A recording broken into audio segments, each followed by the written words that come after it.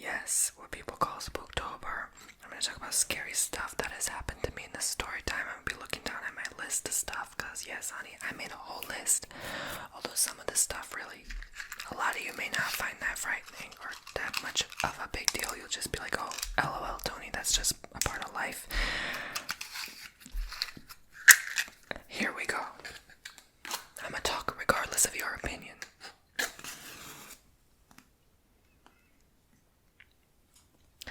I am a bit concerned. I think the scariest part of this video is not starting a fire. Like, literally, these candles are so big.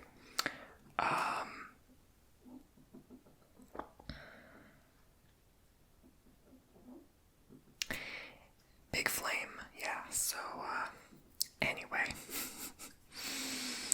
Let's begin. So, are you ready? I'm not a fan of this lighting. I think we need to make it a bit dimmer. Hold on, y'all. Let's see, y'all. I think this is better. I think that's better. Although I don't like how red and orange my face looks with this purple background. I did change the picture in the background. But anyway, I think that's a little better because you guys like more serene lighting for relaxation anyway. Are you ready? Okay. The first story is about a ghost. Yes, I saw an apparition. Actually twice, now that I think about it. So, this came to me when I used to live in this really big house. And, I mean, it was like enormous. It was beautiful. And I lived there for 7 years. And it's a new house. It was a new construction. And that my family owned. And I was in the powder room downstairs, just coming out of the restroom. And all of a sudden, I turned to my right. And I was only 14 years old. And I see this lady sitting on our dining room table. And I just saw her for a split second, but she looked like she was sobbing, and she was sitting like this. And she had really long black hair. I'm talking like in those scary movies you see, and really creepy, and like pasty gray, almost like this candle skin. And her whole body was like that. Her hands were like gray, and she had this like very old, it almost looked like 1600s, maybe 1700s fit on her. And she looked like she just got a divorce. Like, she was so sad. And I swear to you, I only saw her for like 1 second, but that 1 second, and then she vanished. When I blinked and I jumped, I screamed. I was like, like, I literally almost fell backwards on the marble tile. Like, it was frightening. And I just literally ran to the kitchen, grabbed what I could find, and when I come back, like, obviously she's not there. She's gone, right? It was just a boom, like an apparition. I thought, oh my god, am I having like schizo, like disorder? Like, oh my god, what is going on? Am I seeing things? Because I was very depressed back then. So when you're depressed, you kind of like lower your vibration, and you start to kind of, sometimes, I was really low. Like, I was like low, like the lowest point in my life was then. And, I started seeing things like that. It went away, thankfully, but it was brief, though. It was brief. It was like, oh, enough to spook you, So, I'm gonna tap on a candle. If I tap on these candles, it's gonna fall. I'm not gonna bother, so, yeah. So, it was something, you guys. It was something. Don't know what that was to this day, but another time, yes, I did see an apparition in my backyard. We have a lot of, like, this Native American energy. All these kind of islands here in this coastal region is known for one of the oldest natives. They used to work with a lot of shells, seashells, and they would kind of, eat the clams and then put them in a pile, and that's why they're like mountain graveyards here and stuff like that. So I think I even see some in my backyard. There's like a mound of seashells, and so a lot of old native energy, and I knew that coming here. I could just feel the presence, and I had like great respect for them, for the land. That's why I don't really do much with the land. I don't really like build on it or, do something crazy, because I feel like this is still their home, and I don't want to disturb the peace. So, but they're very friendly, and they're sometimes, guiding me too, which is good. But I swear to you, I saw like a misty cloud one day just in my backyard, just floating above my patio furniture outside, and it just went like this, and it's like a wisp, a cloud, and I'm like, oh my god, do I have ghosts now? Like, what is this? Is my house getting that old? Like, no one, it's a new construction as well. No one died here, right? Like, unless someone did while constructing the home, like they had a freak accident. I don't even know about it, but I hope not. But anyway, I think they're supposed to alert you of that kind of stuff when they sell a house to you, right? But yeah, I knew this area had something special to it, but I couldn't quite pinpoint exactly what. But it still doesn't truly feel like home, so that's spooky enough. So anyway, those are my ghost stories. Yeah, I only saw maybe twice in my life. One was a full-blown, and another was just like a wisp of cloud, and that was recently, so. Alright, another is about, well, I'll tell you, instead of telling you like I did at the beginning, ghost, I'll build a suspense. So here's another story. So I was coming home from school one day, and this was not my usual coming home from school, because I kind of fell asleep on the bus, and yeah, I was really tired. I didn't sleep much back then, and so I barely just missed my stop, and the bus driver doesn't notice much, like what students left. Sometimes if you fall asleep completely, they'll go to the school and they'll realize, oh my god, they have to check the seats to see if anyone's there in the bus, and like, oh my god, this kid fell asleep and I have to drive them back, so yeah, thankfully I woke up on time, and I was like, holy crap, I missed my stop, and they already drove past it. So I'm like, oh, I missed my stop, please stop. So they stopped on the next stop that they were dropping the kids off, and thankfully it was still in my community, so it wasn't too far of a walk, but it was cold outside. Like, starting now, it's getting really cold, so I still had to walk, like, maybe, it was a big community, like big houses, 10 minutes maybe, but yeah, and so I was like already spooked, because I'm like, I'm not used to walking this way.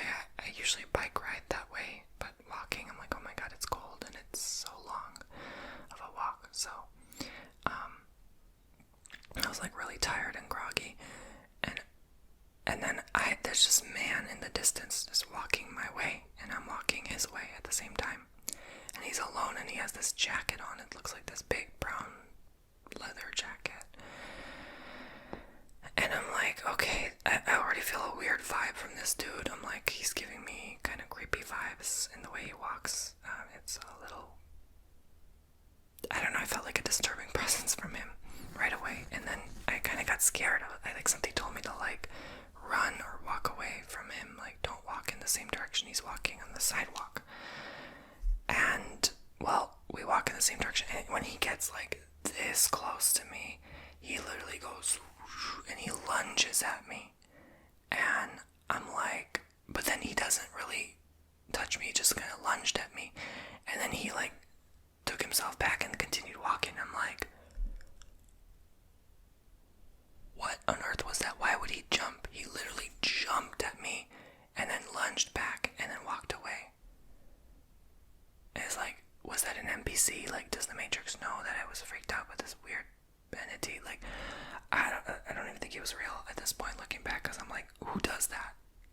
Who does that? What older guy does that to a little, like, a teenager at the time, like, really creepy, really weird. I thought he was gonna, like,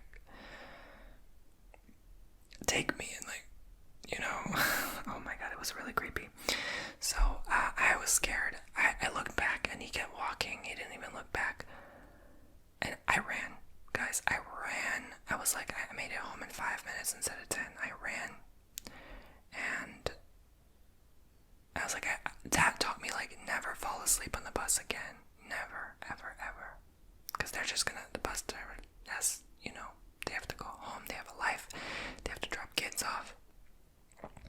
They're just gonna drop you in the next nearest stop, you know, just like any old city bus, right? They're not responsible to go all the way back for you. So that was creepy, and so that was the time that a man jump scared me on a walk. I think he just was having a bad day, and this was kind of back around the times when the economy was crap, so people were just kind of losing their marbles and acting really weird. And I remember there were a lot of foreclosures in our community, including ourselves. So here's another story. So see what I mean? It's scary, but not really that scary, so it's still relaxing for you, I guess. I was meditating one day in this very house. This was only a few months ago, I think, maybe a year ago almost.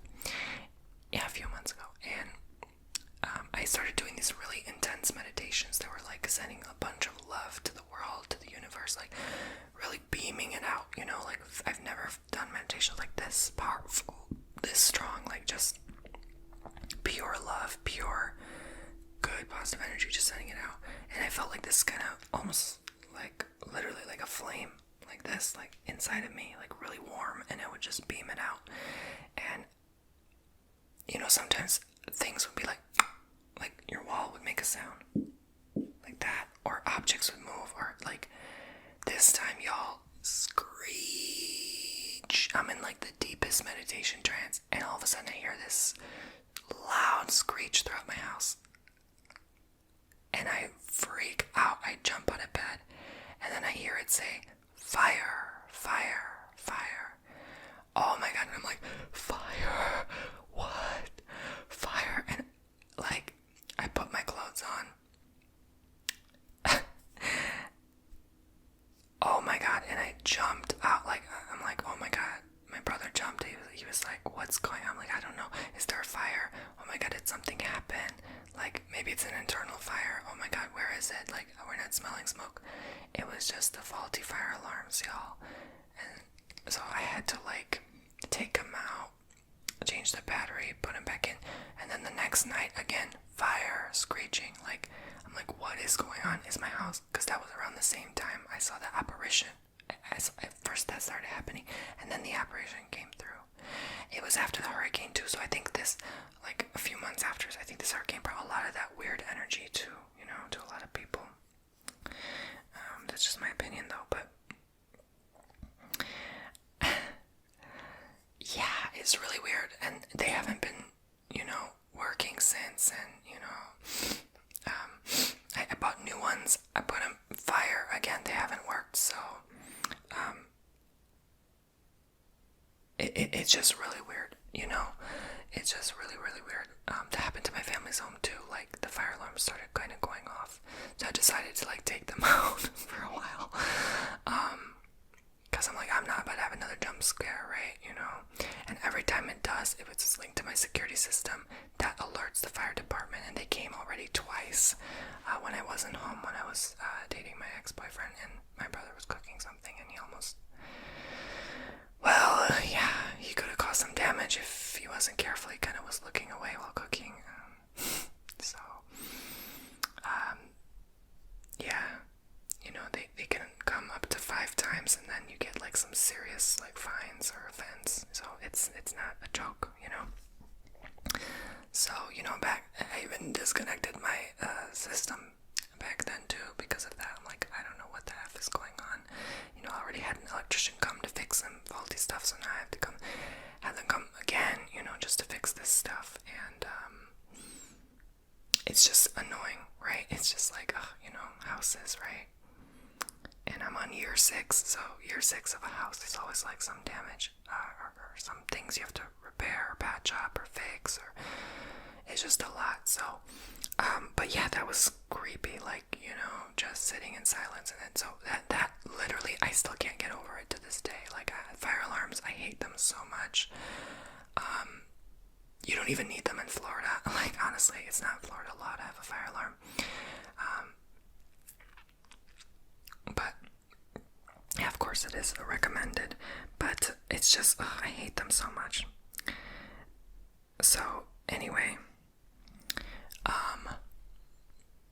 another time, I guess I will mention it, is, anxiety. I used to have chronic, horrible anxiety to the point where I would just, like, some days pretend I was not feeling well just to avoid going to school or doing something I didn't want. I never had an issue with that. I never felt guilt for doing that, not once. You know, there were many times I said, yeah, my uncle passed away just so I can get out of something.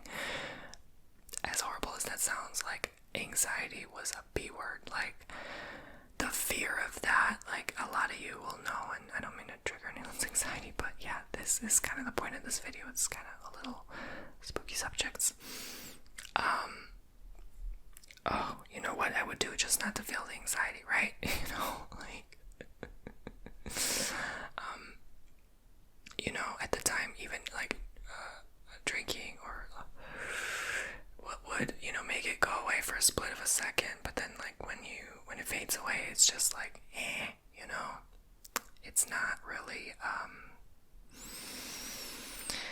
ever healed, so it's something I had to work on over the years, and overcome, and I don't really feel it anymore, although I am still shy. Like, if someone new wants to come talk to me, like, I still don't feel comfortable. I just don't really like talking to people very much, but that's that. So, yeah, there were so many situations I could describe with having chronic anxiety, but that was very scary. I've had a lot of scary, like, moments. I will get into stories, I promise you. So one time, while I was in Macedonia, with my brother, visiting family, we went on a little trip, so it was like a vacation in a vacation. So we went to Ohrid, which is like this big kind of like vacation spot there.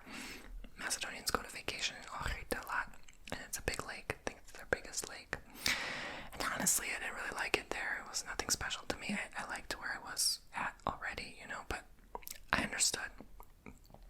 And, well, anyway, so we were in this car, and we all drove together. Like, another guest came with us, and family, and their children. So it was like about, I don't know, like, I would say 6 people in the car, right? And I had to sit on someone's lap. Yeah, and so, we were driving along, like, edges of cliffs, because as we were getting closer to the home rental, the vacation rental, and, oh my god, all of a sudden, the back of the car on one side collapses, and before we knew it, we were slipping, we were sliding. Y'all, we almost fell off the cliff. Like, we were done for. We would have all been done for. You know, I didn't even have a seatbelt. I don't even think the cars had the seatbelt back then. Like, y'all, we were done for. Thank God, you know, my aunt's husband kind of, I don't know what, you know, I believe in angels. I do. Angel must have taken that wheel because, y'all, we were done for. Okay, I thought we were done for, and that just the feeling of being taken aback on the edge of a cliff like that, like, I don't know how he got the other 2 or 3 wheels to barely just drive us out of that, but we were slipping and sliding, and then it's like as soon as we got a little up, we slid again, and it went back again, and I could just see the light flash.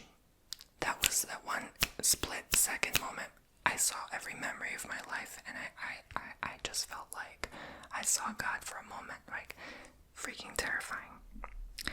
So thankfully we drove off, and he was careful to kind of drive more to the left, but it was a tight squeeze, very dangerous, no fencing on the edges, nothing like that. Like, I don't know how the hell they rent a place somewhere like that. Like, they're just trying to get sued, you know what I'm saying? But anyway, because I met a actually survived death, and his truck flipped over an edge, like he was supposed to be gone, done for. Like he fell like 100 meters, and he had like stitches in the back here. He survived, but he was, I think, in a coma for a few months. And yeah, like to talk to a person like that who's seen the afterlife, literally, it's like, it makes you realize how short our time is, how unexpected. He stopped truck driving after that, but it was just like to hear that story, wow. And it's ironic because I met him with that family that we went on the road trip to, so it's like, oh my god, it's crazy. But that would have been tragedy, like, whoa, that would have been a huge tragedy. Like, me, my brother, this guy that came with us, I forgot who he was, I guess family friend, and then husband, wife, and the kid. Ooh, that would have had a horrible ripple effect on our family, absolutely. So there were 2 times in my life that I had incredible stomach pains, and wow, I thought like it was it for me. One time I was 8, another time I was, I think, 14 or 15, and I had to be sent to the hospital on the ER because they were horrible pains, and it turned out, I think, one of my intestines kind of tied into a knot and wouldn't let the food out. That's why I wasn't passing gas or able to go to the restroom like that. And so it was awful, and yeah, I had to drink this like huge berry beverage that was so nasty so they could give me a CAT scan, and I was like shivering because I was so nervous something was wrong with me, and the results, like what was gonna happen, and it was very cold in that room, and like doing it alone, and my mom literally like passed out on the bench because she was so freaked out for me. And I did do a whole story time on that time in my life. Like, the nurses were trying to put the IV in me, and they caused both of my arms to go paralyzed, and I needed help to get them to move again, and they didn't know what to do. I guess they poked a wrong vein, and so it was just horribly awful, and I never want to relive that day ever again. I was so happy to be discharged finally, but they found nothing wrong, but it was just, they recommended Tylenol. I took it. I was fine the next day. Very weird. I can't explain it. I can't even explain why it happened again when I was 14, 15. I think it was just growing pains because I was still growing at that time. So I feel like maybe it was just like part of my body getting used to this body and growing, because people don't know this. I didn't know this until I went to massage school. I found that like my bones are actually bigger for my body than they really should be. Like, I have larger than normal scapulas. I'm on my upper back, giving me kind of like a hunched appearance. No matter how much I work out, no matter how much I gain weight, like it's still kind of always there and a little noticeable. No matter how much I straighten my back, I've used back braces that were like, those flexible ones, the fabric ones that you just kind of strap on. I've laid flat on my back for sleep, for exercise. Like, I've tried everything, and it's apparently like a little, maybe minor scoliosis as well, because of the way my spine is positioned with my feet. There's a way you can tell.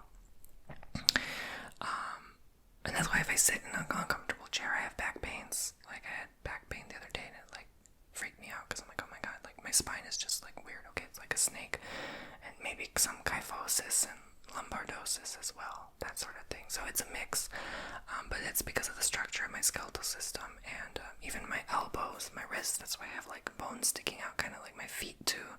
I'm just big boned, except I'm skinny. It's weird. Like, anyway. So yeah, I remember having back pains ever since like 8th grade, right? Like, I was like, oh my god, what am I, like 40 years old? And anyway, so, but it's not a chronic, thankfully. It's just like when I sit wrong, I go through hell for a whole 2 days. So if that isn't scary enough, maybe that contributed to my growth, because I did have a lot of bone pain growing up too as a kid. I had like babushka bone pain. Like, even nowadays, like when a hurricane goes by, like I will know when it's about to, like my leg will hurt like hell, and it definitely witch's gene. Because we just know. We know things, and then we know ahead of time, like the weather. Even when you come across humid, cold air. Oh my god, like the damp cold is the worst, and that like makes my legs hurt so bad. Even actually just a few weeks ago, my right leg was hurting me for a whole 2 weeks. Oh my god, like it wouldn't stop hurting, and like a constant searing pain no matter what I did. So that's kind of like my radar. Yeah. And then we started getting a lot of rain. So anyway, very scary. Like the worst pain, the hospital said it was 2 times more painful what I was experiencing than giving birth. So yeah, I don't think a kid should ever have to go through that, and that did traumatize me, and I think that affects me today, my personality. I think I would have been different if that never happened. And it's just frustrating not knowing what it was either. Like, they couldn't even find that my intestine was tied. They just assumed. And it's like, they needed to do a colonoscopy. Well, I was too young to do that at the time. You need to be at least 12 to do that. So, they just said, pray and take a Tylenol. Like, literally, that's it, It was horrifying. One time when I was in Mexico, so I was on the balcony with my ex, and he forgot, of course, to take off the emergency lock on the sliding door. It locks itself, and so you never should close the door because it just self-locks. So he closed it like a dummy, and he locked us both outside on this cold, hard, metallic balcony. Now, mind you, that was shaking. It wasn't even sturdy. It was one of those balconies that it goes far. It doesn't have the support. Like, here's the panel. It doesn't have support under here. Like, at least like a thing that goes like this to support it here. No, it just has support here by bolts. So every time you walk here, it's fine. But the more you walk here, the more it shakes and bounces like this. And we're high up on a cliff, on a mountain. This mountain is 10,000 feet in the air, mind you. Okay, we weren't literally on the edge of 10,000 feet because it kind of went like, it dropped like, let's say 50 feet, and then there was a little space there, and then it dropped another like 100, 200 feet. So we were pretty high up still, If you fell off that balcony, you would have rolled and fell all the way several hundred feet, no doubt. Because it was kind of like a mountain with valleys and stuff, And so I'm like, oh my god, it's starting to get cold in the mountains. Even in the middle of summer, end of spring. It was that damn cold, okay? I was freaking out. I'm like, oh my god, I cannot open the door. I tried, he tried. And so, there was no way, nobody there, all alone in this big house. And you could scream all you want, no one for at least half a mile. They couldn't even hear us. So he's tall, thankfully. He was like 6'1" too, right? And so he decides to go off the edge of the balcony. He barely makes it and jumps. He had to like literally hold on to the edge of the balcony and then kind of turn left and jump to reach another little hill. Thankfully there was a little hill next to it, but it was a far fall. It was like ankle shattering. I don't know how he didn't shatter his kneecaps. But angels, right? Angels. And I was already going through hell with him. We were having kind of like a little argument tension already the night before, and we were physically sick also at the same time. We were having a lot of number 2 TMI, but we caught some like bacterial infection thing from something we drank, I guess. Maybe we accidentally drank the water there, and they say don't drink the water in Mexico, but yeah, unless you're from there, because we don't have the immunity. So, I'm just barely recovering, and I'm weak, I'm tired and frail, and supposed to. I did first, and then he did like a day later. I guess he got it from me, you know, and because that's super contagious. And so, and then he has to go down this hill, but this other hill, so he lands on the little hill when he jumps off the balcony. And then now there's this little area down here, and then there's the huge cliff. So he has to somehow slide down the hill and make it here and land safely without falling off the huge cliff. So he's literally like, it takes him 5-10 minutes to just slowly make his way, and then he slides, and my heart stops. I'm like, but you know when you're mad at someone, at the time you're kind of like, no, I'm just playing. You're like, let the wind blow a little now. No, I'm just playing. But you know how it is when you're mad at someone. So I was feeling some type of way. I'm like, well, maybe this was his karma. But anyway, no, but seriously, that was petty. But like, you know, I was just grateful he could manage to, because then what am I going to do, right? If that happened, what the hell am I going to do? I'm going to freeze my butt up there. So I'm like, okay, let me shut up. Ego brain, reptile brain, shut up. Angel brain, kick in, please. Be love and light, okay? So yeah. I told you this was spooky in some ways. So maybe I spook you with my behavior, right? My personality. No, but seriously. So he makes it finally, and I'm like, oh, thank God. And he walks, and, you know, down there below the balcony, it's already tight and narrow, so you have to also be careful going up the stairs. So I'm like, oh, now I gotta wait for him to go all the way back. He opens, I'm like, oh my God, what if the front door is unlocked? Not locked, what if the front door is locked? Oh my God, that we really in trouble, girl. And then, so he finally gets in, he manages to get in, and then unlock the sliding door, and I'm like, oh my God, what if he's mad at me and he locks me out? You never know, maybe he's a psycho, right? You know? Because he really started to show his craziness at that trip. Anyway, so he lets me in. And I'm like, thank God. So that was scary. That was getting locked outside on a balcony. Hey, first time for everything, right? We come here to experience everything in this life. But I never want to go through that again. In that moment, I needed my mother more than ever, right? Okay, so this next one, I was just living my normal day-to-day life, right? And we start hearing last year about a lot of hurricanes, right? You know where this is going. And I've been keeping track of it. I like to keep track of it now. I think we even have another one kind of looks like coming our way to the Caribbean. Yes, even in the middle of October. Crazy.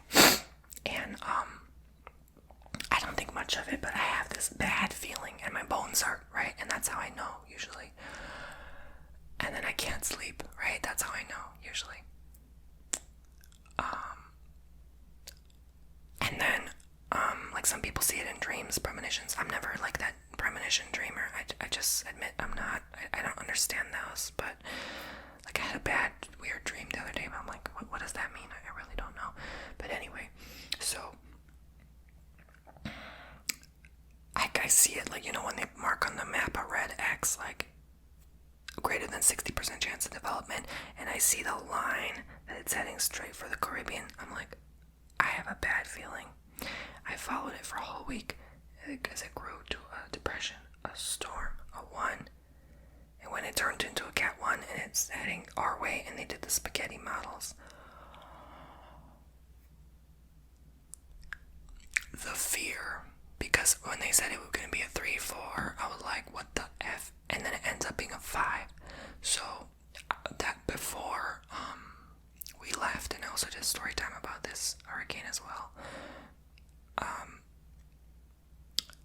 Before we left to escape, because we had to emergency evacuate, we got the phone alerts, the EBS, and oh my God, I was crying and crying and crying and crying, like I couldn't control my tears. I was so scared. I'm like, what if I don't come back to anything? Like, this is the first ever since we lived here. You know, we've had ones pass by, storms, depressions, no biggie. We've been hit by the tail of a 2. Really nothing special, still scary as hell, but nothing's extraordinary.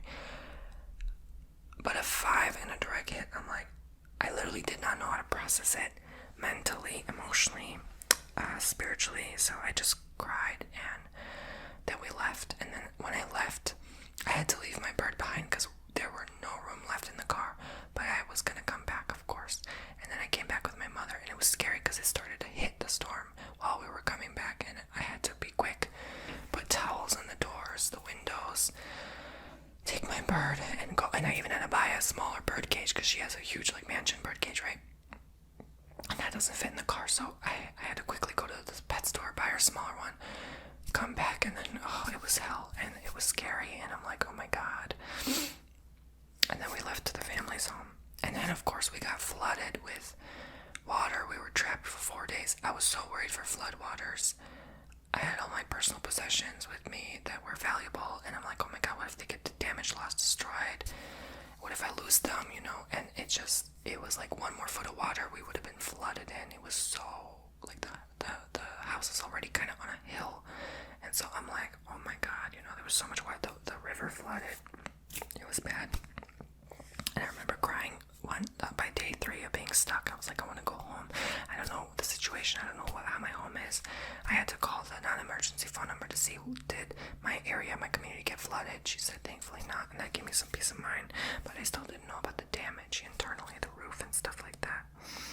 So, yes, the winds were howling. They were awful, you know.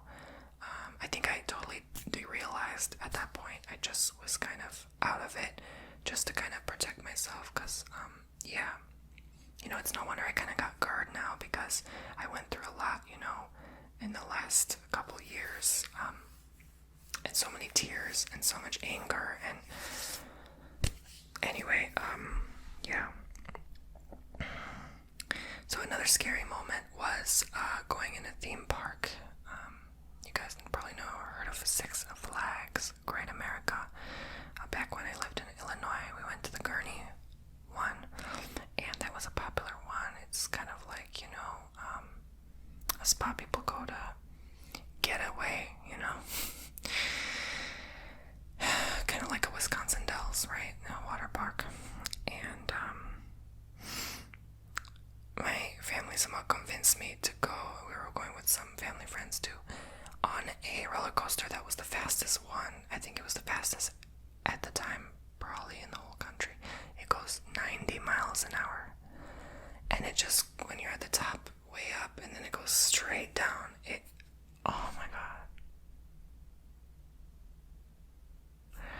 And waiting in line for that was so scary. Like, my heart was racing. I had a lot of anxiety, and I couldn't go back. I was already in line. I couldn't say no, you know. They strap you in. Oh my god, I'm literally terrified, and I'm shaking. I'm so nervous. I'm literally just, I hate roller coasters so much. So one time I went to Washington, D.C., and I won't tell you that story, but that was in another story time. And my friggin' luggage was lost on the way back. No one knows I went.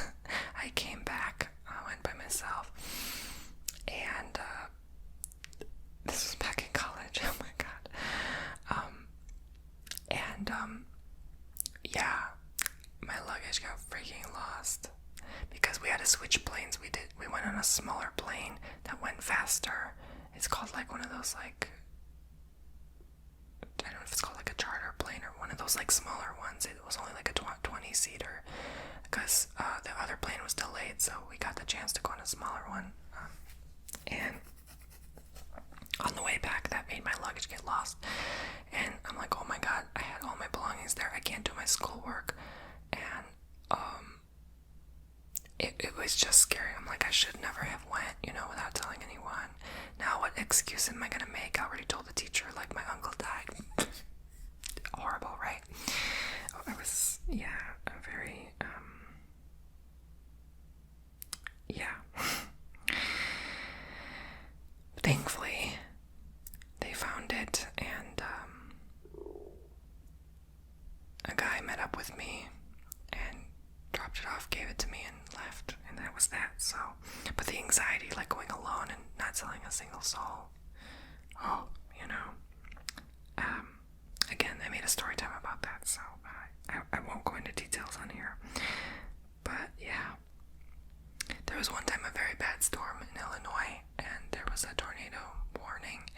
swear it was so loud and windy. I thought the tornado was right next to us, and it felt like the walls were gonna rip. And I remember just sitting around the TV, watching what we could watch, and then it kept getting disconnected because of the storm, of course. And then it blacked out, and we just had to hear roaring winds, and it was horrible and very scary. And Illinois barely used to back then. Nowadays, I'm sure they do more often because of this weather changing, but back then they used to get kind of tropical storm weather type stuff. Like, this was like nasty, like very volatile, loud rainfall. Oh my god, very scary, very scary. Another scary moment was the '08 crash, and how that affected our family. And I remember just having no money. I'm like, oh my god, I can't even really buy like even a sandwich right now. And that was when I kind of had like a fear mentality about money back then. And I would like save up, I'd save up even some of my lunch money, like $1 every day. I'll have $30 in a month, and I'll get myself a little, nice treat or something I want, so I don't have to depend or rely on anyone. That's why I started doing YouTube too, because I'm like, oh my god, I can't rely on anyone for anything anymore. So that was kind of like my security, my backup. And I'm glad I did something about it. I'm glad.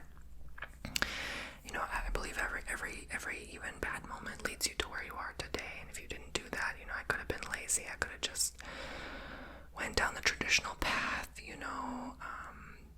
did what made me feel unhappy, and I'm glad I didn't. But that was very scary. I remember, like, literally, even one time I only had like $50 left, and I had to give it all for like just so we could eat. Like, literally, it's crazy how that affected so many people. And looking back, I think because it affected us so greatly, we thought it affected everyone, but like people are saying it's much worse nowadays. Like, '08 was like marbles compared to what's now. But that's not true, because if you actually lived through '08 and experienced it and the hardship of it, then like it was horrible. Just in the after effects years after, and losing everything, it's just horrible. That feeling of just not having like money, like it's just awful. It's just like, what do? You just eat salami in the fridge or what you can find, like a little cheese, a little bread, and we always had, thankfully, food to eat and stuff. We always found a way, but it's like that one day you always remember, and that sticks with you when you like have to give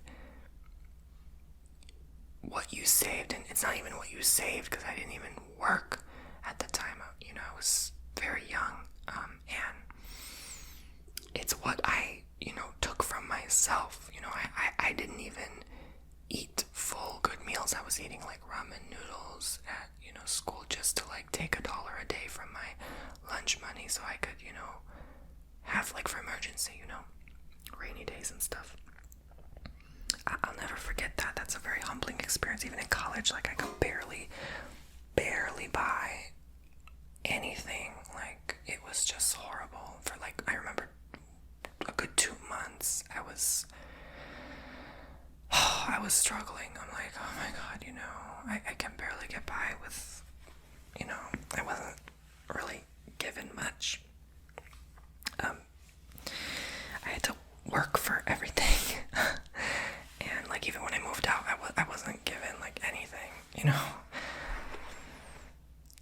I had to buy my own stuff, my own car, my own everything, like everything, down payment, like everything. When I think about it, as far as I can remember,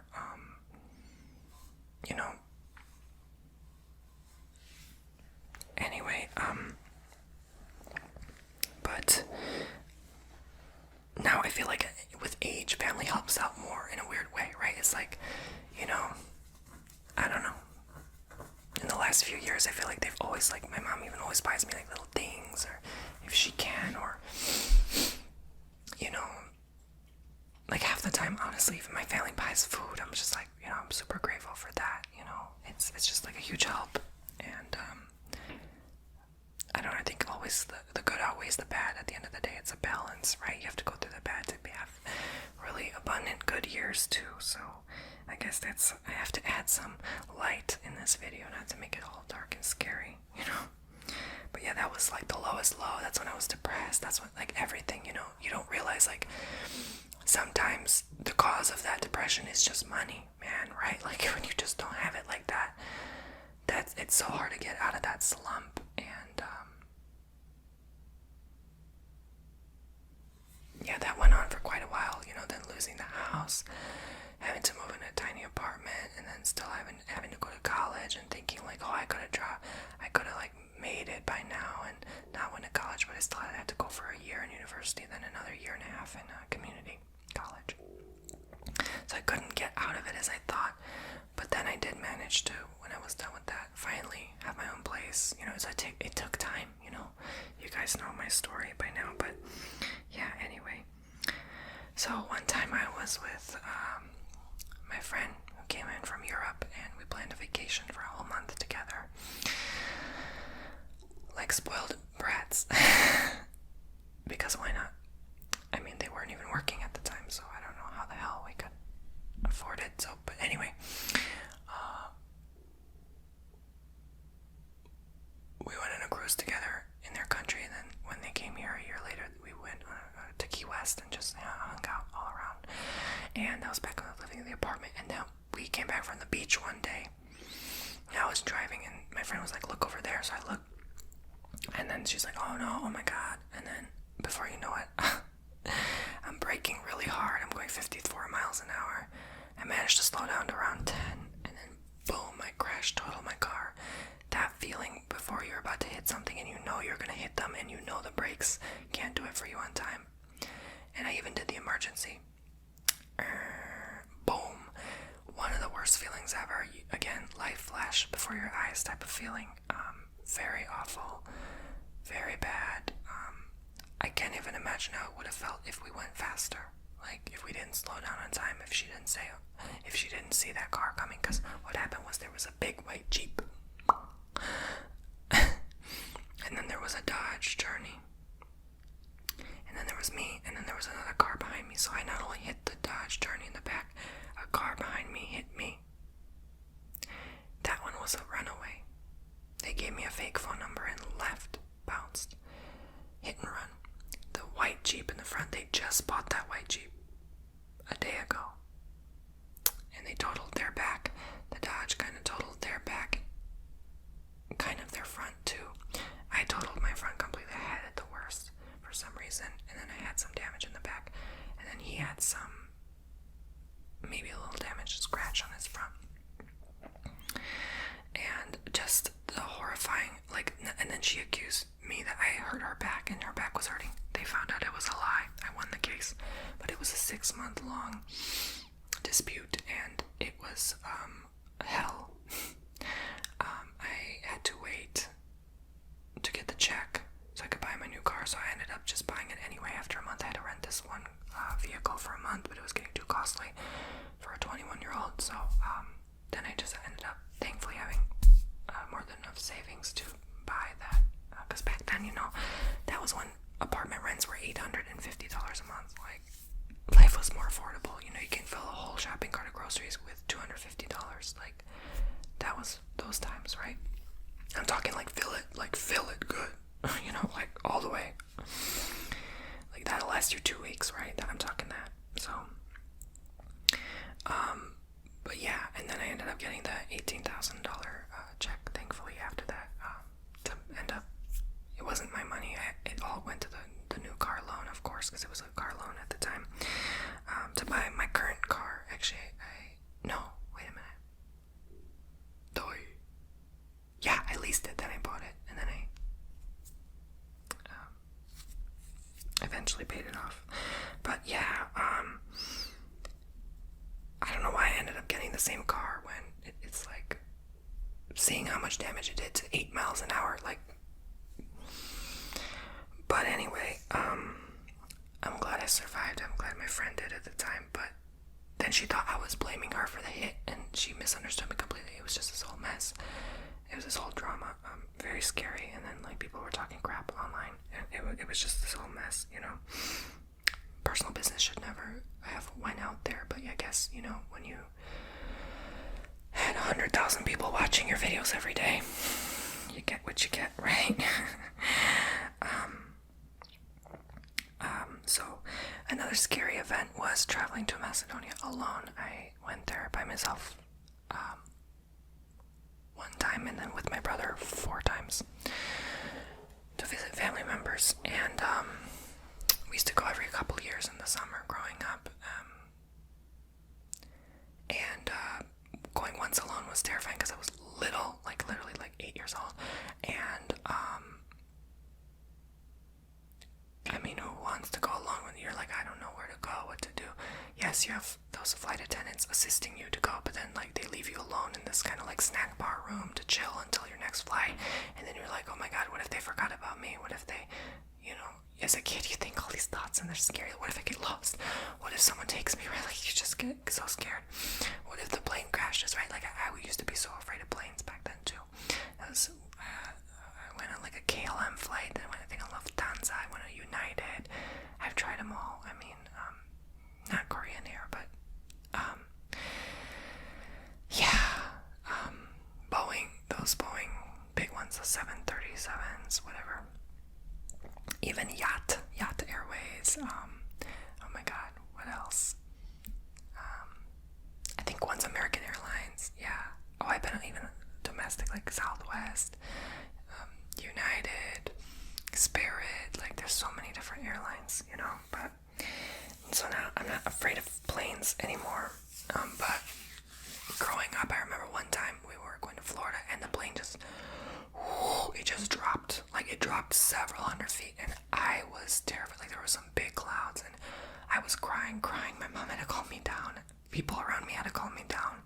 I was so scared. Oh my god, I was shaking. But then it calmed down when the rest of the flight was smooth. But that pilot did not know what he was doing. Like he did not know how to take off, land. He was a new pilot. He was saying even that he was a new pilot. I'm like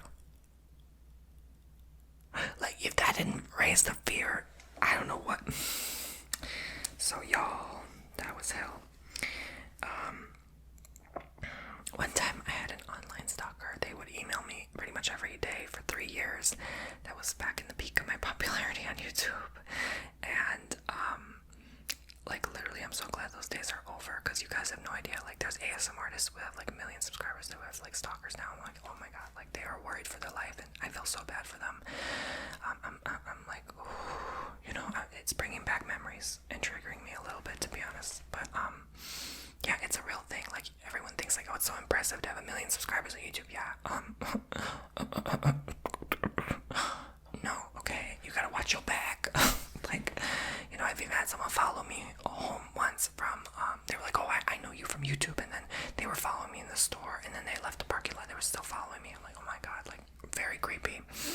It was back when I lived in Chicago, but anyway, you know, and that was like when first ASMR started coming out, and I was like, you know, you're one of the only ones to do it, and then like, you know, I think the shock hit them when they see like, oh my god, this is like one of the only YouTubers who does ASMR, and it's this growing thing, and then like they think like in a lot of these creepy emails that I reported to the Popo, they think they own you because they know you. Like they think they know you, and they think like in their mind they have the right to watch you all the time, because it's like this personal connection, like something you say in a video, they'll think like, oh my god, like they just get very possessive. And it's also of course mental illness, but you know, and that's no laughing matter, because I've suffered with my own mental issues as well. But like no one wants to be stopped. Like it's very uncomfortable energy, and I don't feel comfortable talking about it. But yeah, that was a thing, and this lady was telling me about all her issues, and I did not feel comfortable at all. And Gmail did not have a way back then to really block an email. They didn't have a block button, so I went all out. Even on Gmail, I told them like, look, you guys really need to add this feature, and thankfully they eventually did, because it was this whole thing. I was like, oh my god, I'm gonna report you. Oh, and they would go on several emails, so they finally got their IP address, I guess, and they totally like banned her for good, like ever even reaching out. And I think maybe they said something to her to get her to shut up. But yeah, awful. So going to university for the first week was even terrifying as well. The anxiety. I had a roommate that was never talking to me. Like, I tried to initiate conversation. I don't know if he didn't like gay people or something, or he just had something against me because he found out about my YouTube, and like maybe it was, I don't know. But like even the TA came up to me and was like, oh, you have a YouTube with many followers. I'm like, okay, like 12,000 followers, big deal, big freaking deal, but I had a lot of people, kids in that university, recognize me from the day I went there for like the initial like 24-hour tour of the college. And you stay overnight to sleep there to get the full experience of the dorm room, right? From the time I stepped foot there to going to class, there was a couple people who knew me from videos, and then the TA found out, and then like it just I hated it so much. And and I met a good friend there, at least that she knew me from videos there too, and she was going to the same school too, because back then I was wearing the UIC sweater. So I miss my old friends there. But yeah, I just had so horrible anxiety. I'm like, oh my god, like I felt like everyone knew me, even though that wasn't true, obviously, but it felt like that because I'm like, oh, now people are talking about me behind my back, and who knows what they said, I'm very shy, so here's the thing, like, people don't understand, they always think I'm arrogant, but, okay, maybe I am a little, but no, but I'm really shy, and so, like, the first impression of people get of me is, like, they think I'm, like, a B-word, or, like, they think I don't like them, for some reason, they always take it so personally. And so my roommate was inviting me to eat with them and with his friends. And I'm like, friends? How the hell do you already have friends? I just came here, and like, how do you know people already? And so I felt like I was like, I have work to do. I already have some things to do, They give us like a checklist of things to do. I'm like, I want to get this done, He probably felt like, oh, I don't like him. So ever since then, it's never been the same. And I think had I said that I wanted to go to eat dinner actually, because it was late at night, we all had our first initial meeting as a third floor dorm room. All the kids had a meeting with the TAs together, and then we part ways, and then we go to dinner in the cafeteria. And I'm like, it's okay, I'll go alone after. I have some things to do. I have to call my mom. Like, I made excuses. He probably felt some type of way after that, but that's how I am always. Like, I went to the beach the other day with my dog, and these two ladies were like, oh, does he bite? Is he friendly? And I'm like, sometimes. And then I walked away. Like, I just don't feel comfortable talking to strangers. I like, even this lady came up and was like, oh, you have such a cute dog. And I'm like, oh, thank you. And I'm like, just like putting on a smile and like, acting natural and casual. But I always had a hard time connecting with people, feeling different too. So that's another thing. I never felt of this world, so that's part of it. But people confuse it for I'm better than you. I'm not better than anyone else. Trust and believe. But anyway, this goes back to early childhood though, because I don't think I was socialized until like ever. Really, until I went to kindergarten. So my first day at kindergarten was also like that. Like every first, like even the first day of second grade, I was crying. First day at kindergarten, I was shaking, crying in the other room. I learned from a therapist after that. That's a huge red flag that you were probably not socialized growing up. It's like me with my Chihuahua. I didn't socialize him the first 6 months of life. He hates everyone, right? Like, exactly. So, that causes a lot of issues and disorders. So, yeah, especially if you have like a protective parent, yeah, so that can contribute to it. Of course, I'm not blaming anyone. I think they raised us very well. It's just, that's why I always felt alien. Like, obviously, it goes back to childhood. So, there you go.